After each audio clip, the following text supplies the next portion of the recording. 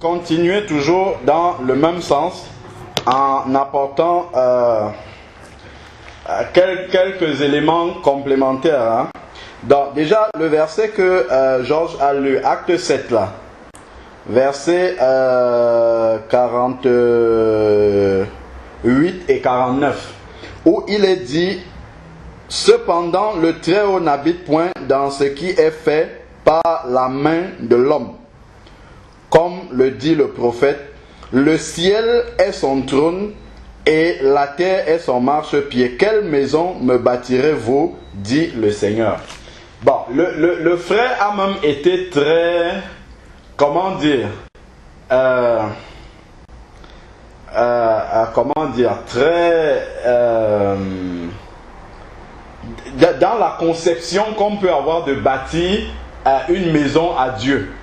Bon, le frère a été même très, comment dire, le mot ne me vient pas. Bon, enfin, bref, le Saint-Esprit me donnera le bon mot. C'est-à-dire que, de dire que puisque ici c'est écrit que la terre est son marchepied, donc pour construire une maison où on peut espérer que Dieu pourrait y habiter, c'est que la toiture soit dans le ciel, comme on a dit, et que bon, la fondation soit sur la terre. Même jusque-là, il va avoir un problème. Parce que dans l'explication du frère, quand il parle du ciel ici, je crois que le frère fait allusion au firmament que nous voyons là. Les nuages qui apparaissent là. Bon, ça déjà, c'est même être très gentil de penser que peut-être on pourrait arriver à faire quelque chose comme ça. Mais le ciel dont il parle ici, c'est le ciel spirituel. Parce que le ciel, c'est pas un endroit... Moi, quand j'étais petit, je pensais que si tu prends l'avion ou une fusée, tu commences à monter, tu montes, à un moment donné, après avoir parcouru je ne sais pas combien de milliers de kilomètres, tu vas arriver à un endroit où ça sera le ciel, tu vas rencontrer Dieu, les anges et tout ce que la Bible nous dit. Mais il ne s'agit pas de cela. Le ciel, c'est un endroit spirituel. On sait que c'est en haut parce que Jésus a été enlevé en haut. Et il nous dit qu'il viendra dans les airs. Mais on ne sait pas où ça se fait. Il n'y a pas un endroit physique comme ça. Donc, si tu veux bâtir dans une maison à Dieu, où est-ce que tu vas hisser ton toit? Puisque c'est un endroit spirituel. Où est-ce que tu vas arriver à trouver cet endroit-là où le toit de Dieu doit rester? Puisqu'il a dit ici là que le ciel est mon trône. Mais il parle du ciel où lui il habite, il ne parle pas des firmaments qui est là sous nos yeux. Il parle de l'endroit spirituel où il habite. Donc il faudrait pouvoir trouver cet endroit-là et mettre dans la toiture là-bas. Je crois que là, ça va être encore plus compliqué parce que humainement même peut-être, avec l'évolution aujourd'hui de la construction de bâtiments, peut-être on peut arriver à construire un bâtiment dont la toiture touche les firmaments que nous voyons là. Mais il ne s'agit pas de ça ici, là il s'agit du trône, là où Dieu est, dans son trône, sur son trône. Et là, je ne sais pas si quelqu'un arrivera à trouver vraiment cet endroit-là pour pouvoir mettre enfin la toiture de la maison qu'il va bâtir au Seigneur. Et ça va être... je crois qu'on peut toujours essayer, mais on ne va pas y arriver.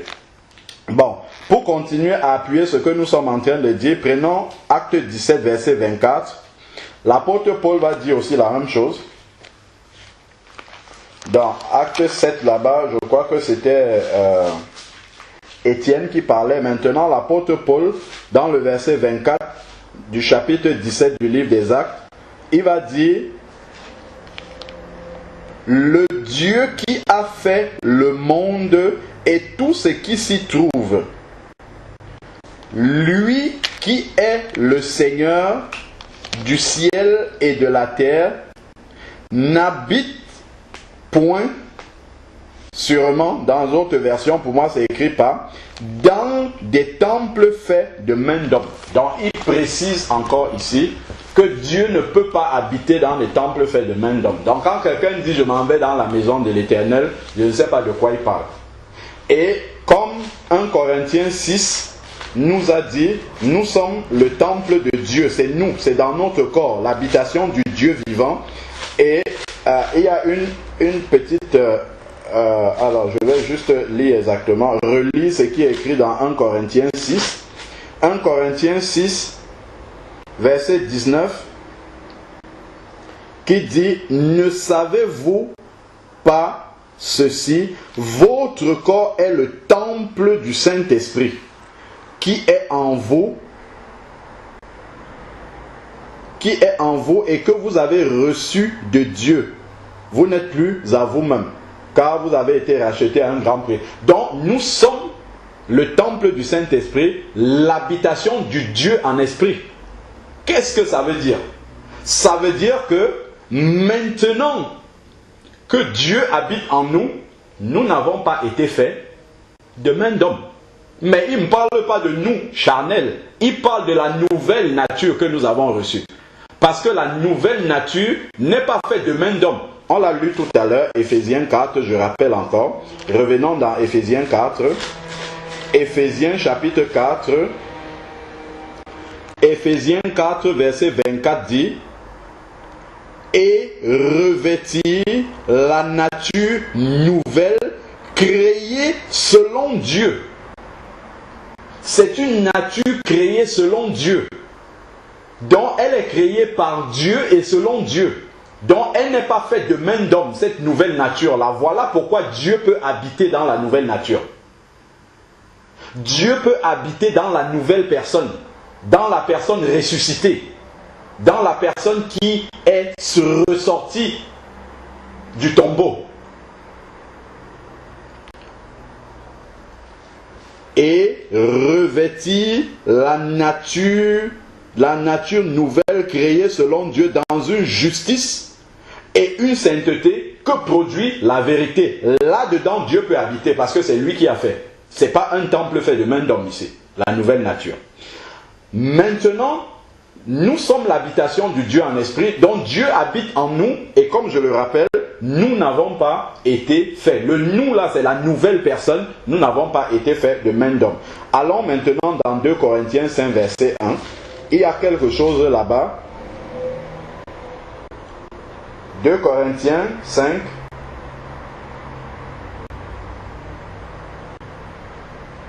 Verset 1. Regardez quelque chose. Nous savons en effet que si notre demeure terrestre, donc notre ancien moi-ci, notre demeure terrestre, qui n'est qu'une tente, est détruite, nous avons dans les cieux un édifice qui est l'ouvrage de Dieu. Donc nous avons dans le ciel un édifice qui est l'ouvrage de Dieu. Donc c'est fait par Dieu. Ce n'est pas fait avec des mains d'hommes. Rappelons-nous Éphésiens 2, verset 6. Nous sommes assis en Christ dans les lieux célestes. C'est là-bas qu'est notre vrai moi. Celui-là qui n'est pas bâti de main d'homme. Voilà pourquoi Dieu peut habiter en nous.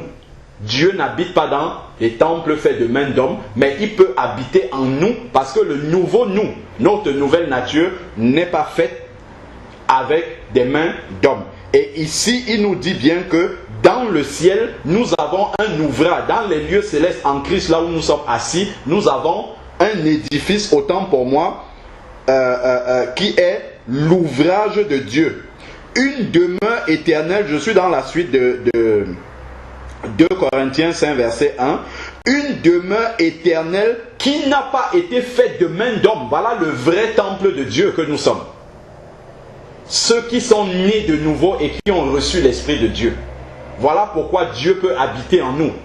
Parce que la nouvelle naissance n'est pas le produit de la main humaine, ni de l'intelligence humaine. Et c'est ça que nous avons lu tout à l'heure dans Jean chapitre 1 verset 12.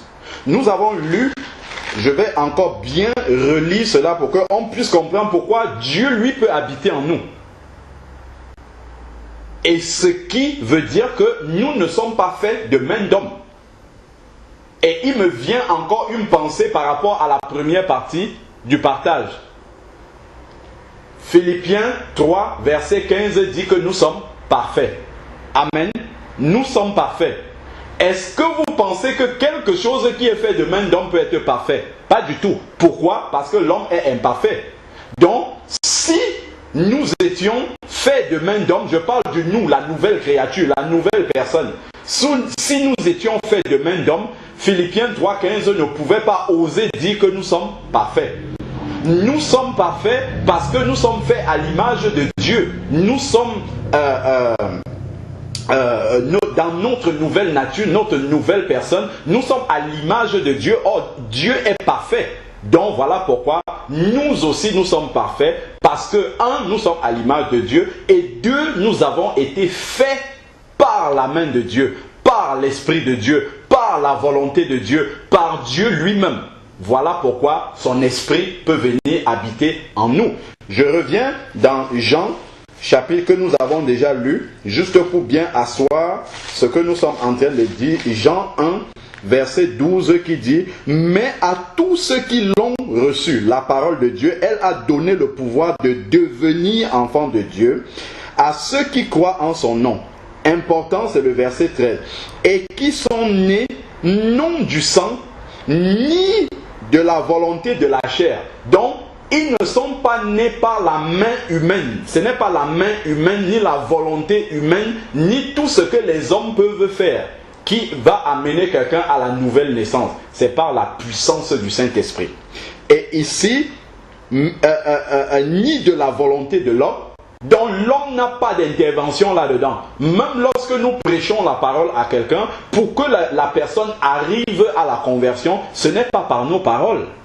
C'est par la puissance de l'Esprit de Dieu qui va utiliser nos paroles pour amener la personne à la conviction de péché. Jean 16, verset 8, le Saint-Esprit a été donné pour convaincre le monde de péché. Donc l'Esprit de Dieu prend la parole que nous avons prêchée et commence à convaincre maintenant les personnes de péché. Nous voyons la manifestation de cela dans Acte 2. Pierre va prêcher la parole.